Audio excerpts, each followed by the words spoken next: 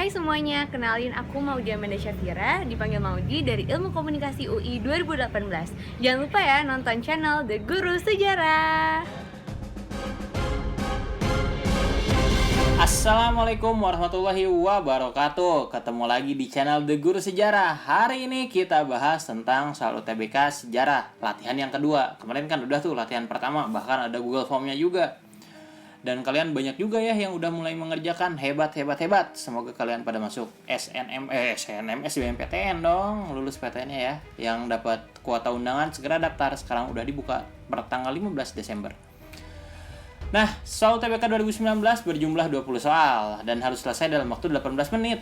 Nah, kalau UTBK 2021 bagaimana nih? Jadi, waktu UTBK 2021 itu waktunya berubah jadi 22,5 menit karena kan asalnya 5 pelajaran ya untuk 1 jam setengah itu ada matematika sosum. UTBK 2021 nggak ada matematika sosum, berdampak kepada jumlah jam, jumlah waktu, alokasi waktu untuk pelajaran sejarah dan pelajaran yang lainnya yang di sosum itu bertambah jadi 22,5. Namun jumlah soalnya belum diumumkan. Apakah bertambah ataukah berkurang? Kita lihat saja nanti.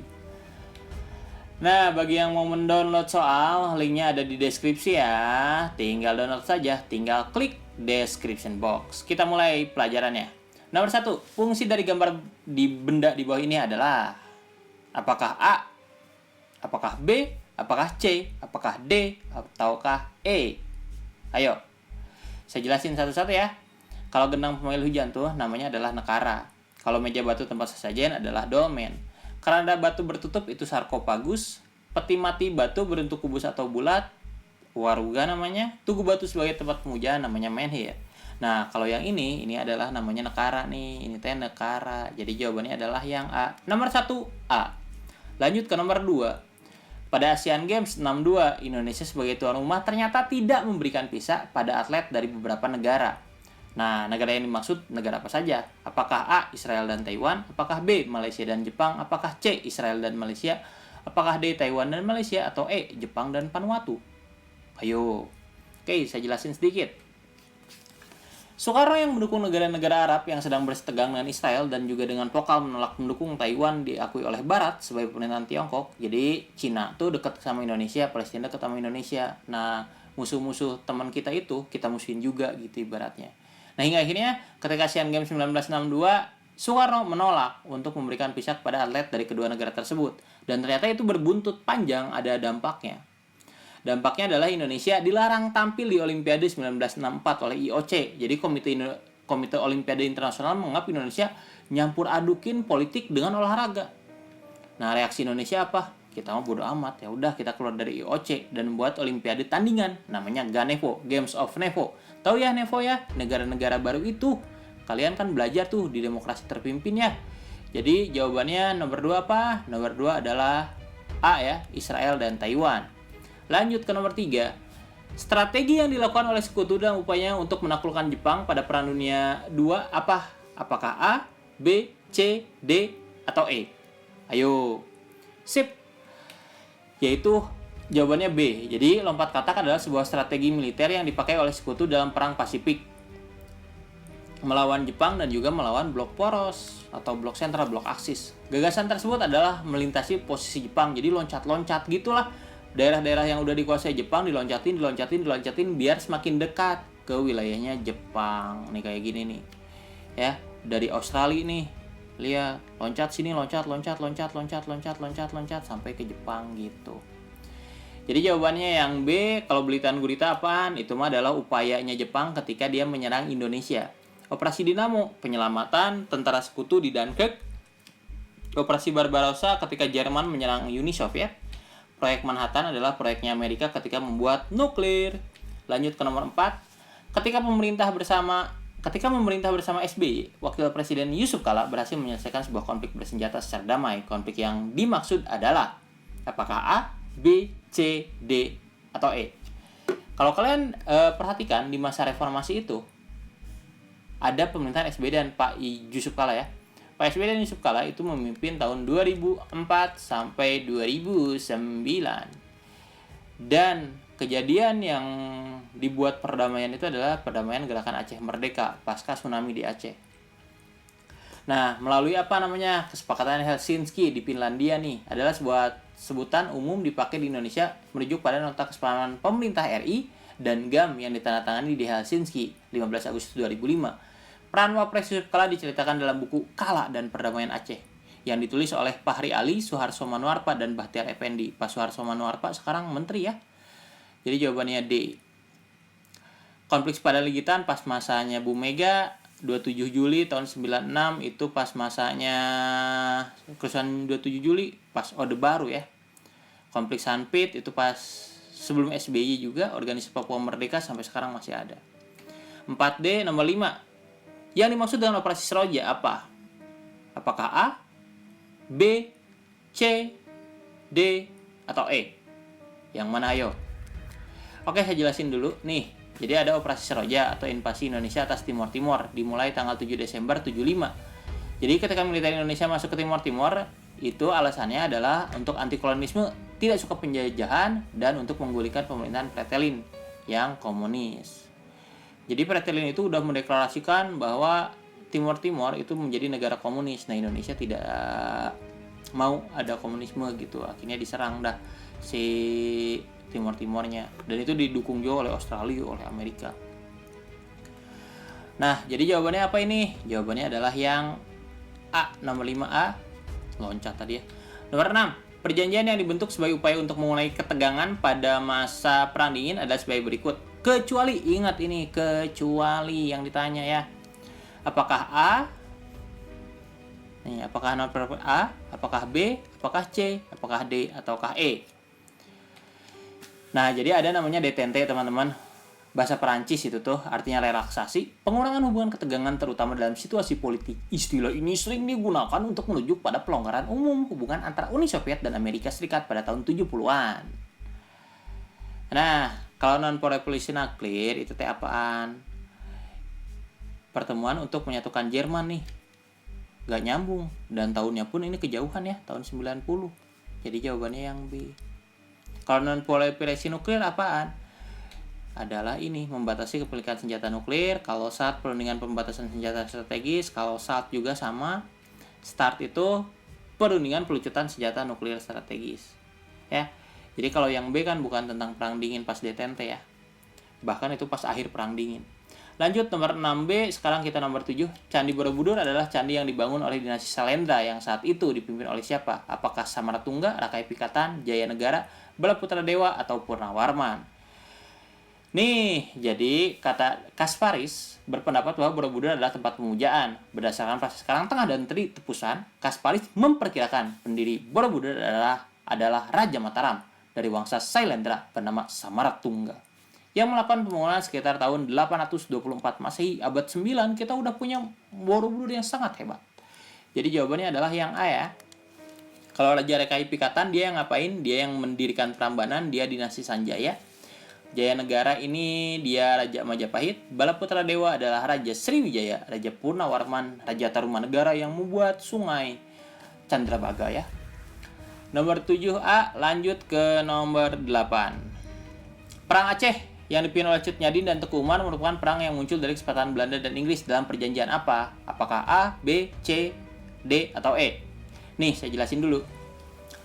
Traktat Sumatera ditandatangani pada tanggal 2 November 1871 antara Britania Raya dengan Britania Raya Inggris dengan Kerajaan Belanda. Isinya adalah untuk ngapain? Untuk ngomongin tentang kekuasaannya wilayah Sumatera, dan ini jadi ancaman berat bagi Kesultanan Aceh. Jadi jawabannya adalah Traktat Sumatera ya. Konvensi London apaan? Ini udah pernah dibahas. Konvensi London ini pengembalian Hindia Belanda dari Inggris ke Belanda. Traktat London penukaran nih. Singapura yang asalnya punyanya Singapura yang asalnya punya Belanda jadi punyanya Inggris. Bengkulu yang asalnya punyanya Inggris jadi punya Belanda. Jadi tukeran Bengkulu dan juga Singapura atau Tumasik. Kapitulasi Tungtang itu pengembalian Hindia Belanda yang asalnya dikuasai Perancis jadi dikuasai oleh Inggris. Kemudian plakat pendek ini mah adalah akhir dari perang Aceh. Oke, nomor 8 jawabannya E. Nomor 9. Pasukan pilot berani mati Jepang dalam Perang Dunia II yang menghancurkan kapal-kapal sekutu disebut apakah A. Sudanko, B. Heiho, C. Keibodan, D. Rikugun, E. Kamikaze. Oke, kita langsung saja jelaskan ya. Kalau Kudanko itu adalah komandan kompi dalam peta, Heiho militer yang dikirim ke perang Pasifik, Keibodan barisan pembantu polisi, Rikugun angkatan daratnya Jepang. Jawabannya adalah kamikaze dong jadinya. Gampang kok ini mah. 9E 10. Berikut yang bukan merupakan pertempuran pada masa awal kemerdekaan melawan Sekutu dan Nika adalah apakah Bandung Lautan Api, Pelagan Ambarawa, pertempuran Medan Area, atau D. pertempuran 10 November, atau E. pertempuran 5 hari di Semarang. Jawabannya apa nih guys? Iya betul, jawabannya yang E. Karena kalau pertemuan 5 hari di Semarang itu melawan Jepang. Ini ada kok di channel The Guru Sejarah nih, masalah tentang perang kemerdekaan melawan Sekutu dan Nika ya. Kalian bisa tonton. Tapi saya sedikit jelasin tentang pertempuran 5 hari di Semarang itu apa. Jadi pertemuan 5 hari di Semarang adalah serangkaian pertempuran antara rakyat Indonesia lawannya tentara Jepang di Semarang pada masa transisi kekuasaan Belanda yang terjadi pada tanggal 15 sampai 19 Oktober 45. Dua penyebab utamanya adalah karena larinya tentara Jepang dan tewasnya Dr. Karyadi di Semarang. 10E 11. Dalam menerapkan monopoli perdagangan di Maluku, VOC mewajibkan rakyat untuk membayar pajak bumi. Kebijakan tersebut dikenal dengan nama apa? Apakah A. Perpiste Leveranti, apakah B. Kontingentan, apakah C. Ekstervasi, ataukah D. Ekspedisi atau E. Ekspedisi Pamalayu. Ini saya jelasin, Perpiste Leveranti itu penyerahan wajib hasil bumi dengan harga yang telah ditentukan. Jadi kalau mau ngejual harus wajib ke VOC, tapi harganya ditentukan VOC, jahat banget. Kontingentan pajak berupa hasil bumi, ekstervasi, penerbangan pohon rempah-rempah dengan tujuan jangan stabilkan harga. Ekspedisi ngelaya untuk melakukan pelayanan pengawasan. Ekspedisi Pamalayu mah dilakukan aja Kertanegara ya, yang gara-gara Mongol mau datang itu. Jadi jawabannya udah ketahuan, jawabannya B. 11B kita lanjut ke nomor 12. Tumasik merupakan sebuah pulau di sekitar Selat Malaka yang pernah menjadi daerah kekuasaan Majapahit. Bahkan pada masa kolonial, Tumasik menjadi sengketa antara Inggris dan Belanda. Tetapi berhasil diselesaikan dengan Traktat London. Yang dimaksud dengan Tumasik pada saat sekarang ini adalah apa? Tadi udah dijelasin nih sebenarnya. Temasek menurut istilah bahasa Melayu mempunyai arti hutan rawa, merujuk pada nama lama sebuah pulau di ujung Pulau Ujong atau Pulau Singapura sebelum berganti nama menjadi Singapura. Pada abad 14, negara atau daerah tersebut dikenal dengan nama Temasek atau Tumasik. Jadi jawabannya adalah yang E ya. Bahkan kalau kalian main-main ke Singapura ya, ada universitasnya tuh, Temasik Politeknik, karena mereka pun kan menyadari bahwa Singapura itu dulunya namanya adalah Tumasik. Lanjut 13, Dewan Konstituante hasil pemilu tahun 55 pada akhirnya dibubarkan oleh Presiden Soekarno melalui dekret Presiden 5 Juli 59 karena tidak berhasil membuat undang-undang dasar yang baru. Sejatinya, Dewan Konstituante mendapat tugas untuk membuat UUD baru untuk menggantikan apa? A, B, C, D, atau E? Dewan Konstituante tuh yang naon itu Dewan Konstituante tuh? Buat apa? Buat gantiin apa? Buat bikin apa? Jadi, Dewan Konstituante itu bertugas untuk membuat UUD baru, menggantikan UUDS 1950. Jadi jawabannya C ya. Nih, baca nih. Dewan Konstituante Republik Indonesia adalah sebuah dewan perwakilan yang bertugas untuk membentuk konstitusi baru bagi RI untuk menggantikan UUDS 50. Nah, dilakukan pemilihannya pada pemilu 55 tanggal 15 Desember 55. Oke, 13C. Nah, ini fotonya ya. Lanjut 14, untuk mencegah timbulnya absolutisme, kekuasaan harus dibagi menjadi 3, yaitu eksekutif, legislatif, dan yudikatif. Pemikiran tersebut dikemukakan oleh siapa? Apakah A, B, C, D, atau E? Nih, saya kasih clue. Nih, nama orangnya panjang ya. Tapi sebenarnya yang dihafalkan cuma yang belakangnya saja. Montesquieu, dikenal dengan ajaran trias politika atau pemisahan kekuasaan negara menjadi 3. Apa saja itu? Eksekutif, pelaksanaan undang-undang; legislatif, pembuat undang-undang; yudikatif, kehakiman, pengawas pelaksanaan undang-undang. Jadi kudu aya 3 cenah, eksekutif, legislatif, jeung yudikatif. Ini dia Montesquieu-nya ya. Jadi jawabannya adalah yang B. Voltaire itu siapa? Voltaire itu tokoh revolusi Prancis. John Locke pencetus liberalisme. Nicolas Machiavelli penulis El Principe. Jean-Jacques Rousseau tokoh revolusi Prancis. 14B, 15. Angkatan udara Jerman pada saat Perang Dunia II adalah apakah Luftwaffe, Heer, Kriegsmarine, Schutzstaffel, atau Sicherheitsdienst? Saya susah menyebutnya. Nah, ada namanya Wehrmacht ya. Wehrmacht itu adalah angkatan bersenjata Nazi Jerman tahun 35 sampai 45. Setelah Perang Dunia II, Wehrmacht terdiri dari 3 angkatan. Heer, angkatan darat, Kriegsmarine, angkatan laut, dan Luftwaffe, angkatan udara. Jadi jawabannya adalah yang A. Nih logonya nih. Oh, Heer angkatan darat, Kriegsmarine angkatan laut, Schutzstaffel itu skuadron pelindung Hitler, pas pampres lah kalau di Indonesia mah. Spetsnaz adalah badan intelijen Nazi. Ini logonya nih. Keren banget ya Nazi. Selanjutnya nomor 16 ya. Kebijakan Pusi Parpol dilakukan oleh pemerintah tahun 73 mengakibatkan berdirinya Partai Persatuan Pembangunan yang merupakan hasil fusi dari apa? Apakah Nahdlatul Ulama, PKB, Persis, Muhammadiyah, atau PAN? Saya jelasin nih tentang Pusi Parpol. Ini teh ada di bab masa Orde Baru ya. Pusi Parpol tahun 71. P3, ini adalah gabungan dari partai-partai Islam. Ada Nahdlatul Ulama, Parmusi, PSII, Perti. Itu ya. Ada berapa berarti itu? 1, 2, 3, 4. 4 ya. Selanjutnya ada PDI, gabungan Partai Nasionalis. Ada PNI, Parkindo, IPKI, dan Partai Katolik. Satu lagi nggak ditulis di sini nih, kurang. Satu lagi adalah partai yang didirikan dulu tuh sama Tan Malaka, namanya Partai Murba.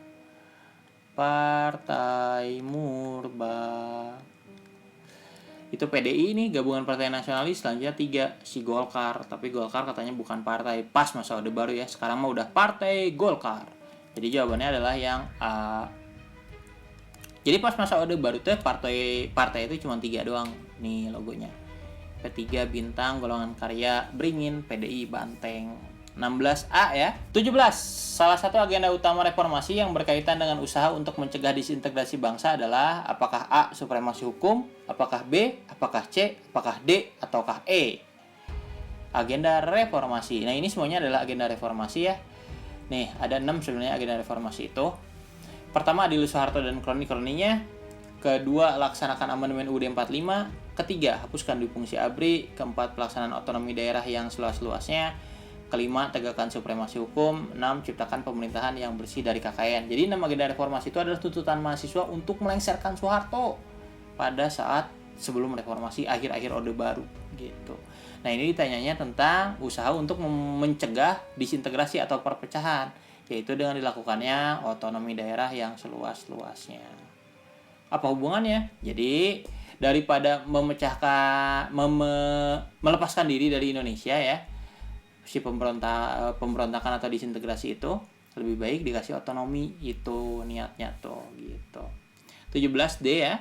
Selanjutnya nomor 18, Christian Robert Stephen Sumokil merupakan pemimpin dari apa? Apakah RMS, apakah APRA, atau C. DITI Makassar, atau D. Dewan Manguni, atau E. Organisasi Papua Merdeka.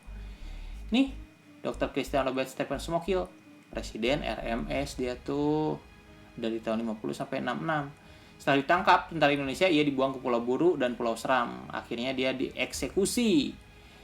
Ya, di mana dia dieksekusi? Ia dieksekusi di Pulau Ubi, Kepulauan Seribu. Jadi jawabannya adalah yang A ya. 18A, lanjut 19. Oh, ini ada fotonya dari Bapak Christian Robert Stephen Sumokil. 19. Pada abad ke-18, VOC telah menjelajahi wilayah Asia dan pusatnya di mana VOC itu. Nih VOC logonya. Verenigde Oost-Indische Compagnie. 1602 1799. Latar belakang berdirinya adalah menghindari persaingan dagang antar sama pedagang Belanda. Markas VOC itu di Amsterdam ya, Republik Belanda. Markasnya global itu seluruh dunia, markasnya di Amsterdam. Di Ambon pernah tahun 1610 sampai 1619. Batavia 1619 sampai 1799. Nah, markas kedua pusat administrasi luar negeri itu Batavia. Nah, tapi kalau tetap ditanya pusatnya ya, ini kan abad ke-18 nih. Abad ke-18. Nah, kalau Ambon itu adanya di abad ke-17. Kalau Batavia itu dari abad 17 sampai ke abad 18. Jadi jawabannya sebenarnya Batavia. Kalau di Asia tuh pusatnya ya di Asia. Kalau di Asia itu ya pusatnya di Hindia Belanda ya, yaitu Batavia. Lanjut. 20. Terakhir nih bos, faktor penyebab bangsa Belanda melakukan penjelajahan samudera untuk mencari sumber rempah-rempah adalah apakah karena langkanya komoditas rempah-rempah di pasaran Eropa? Apakah adanya persaingan perdagangan dengan Inggris? Apakah terputusnya hubungan perdagangan dengan Portugis karena dikuasai oleh Spanyol? Apakah D. terputusnya hubungan perdagangan dengan Spanyol akibat perang selama 80 tahun? Atau E. adanya penemuan baru dalam bidang navigasi di Belanda yang memperlancar pelayaran? Jadi gini teman-teman, latar belakang penjelajahan bangsa Belanda itu gara-gara si Belandanya tidak diperkenankan lagi berdagang di Lisabon Portugis oleh Raja Philip dari Spanyol yang berhasil mempersatukan Spanyol dan Portugis. Jadi si Belanda itu kan pernah perang nih dengan Spanyol, namanya perang 80 tahun. Di dalam perang 80 tahun itu si Belanda menang, Spanyol baper gitu. Belanda tahu Spanyol teh musuhan sama Portugis. Belanda jadinya temenan sama Portugis. Portugis kita sama-sama punya musuh nih, Spanyol. Nah, si Belanda dagang lah di Portugis gitu. Ternyata Spanyolnya menang lawan Portugis. Belanda, lu nggak boleh lagi dagang di Portugis. Portugis sudah Spanyol kuasai, kata Raja Philip. Belanda akhirnya mencari rempah-rempah hingga akhirnya ke Indonesia gitu. Siapakah yang datang orang Belanda pertama kali ke Indonesia? Orang Belanda yang pertama kali datang ke Indonesia namanya Cornelius de Houtman. Pakai peta yang dibuat oleh Jan Huguen van Linschoten. Jadi 20 jawabannya adalah apa ini? Yang C ya. Lanjut terakhir dong, selesai ya. Oke, 20 tadi jawabannya C. Jadi saya mengucapkan terima kasih kepada kalian yang telah menonton dan setia bahkan komen ya. Ayo Kak, upload lagi. Tapi maaf ya kalau tidak continue banget karena ya kebetulan saya ada kerjaan-kerjaan lain. Tapi insya Allah saya akan selalu menyempatkan diri karena komen-komen kalian itu menyemangati saya. Gue merasa YouTuber banget ngomong kayak gitu. Enggak sih, karena ingin berbagi aja ya. Lebay lah kalau ketika semangat gitu malah apaan lah. Intinya mah kita berbagi, intinya mah semoga ilmu yang saya bisa bagi ini bermanfaat dan intinya bisa membantu kalian untuk masuk PTN. Sekian dulu dari saya teman-teman semuanya. Billahi taufiq wal hidayah. Wassalamualaikum warahmatullahi wabarakatuh.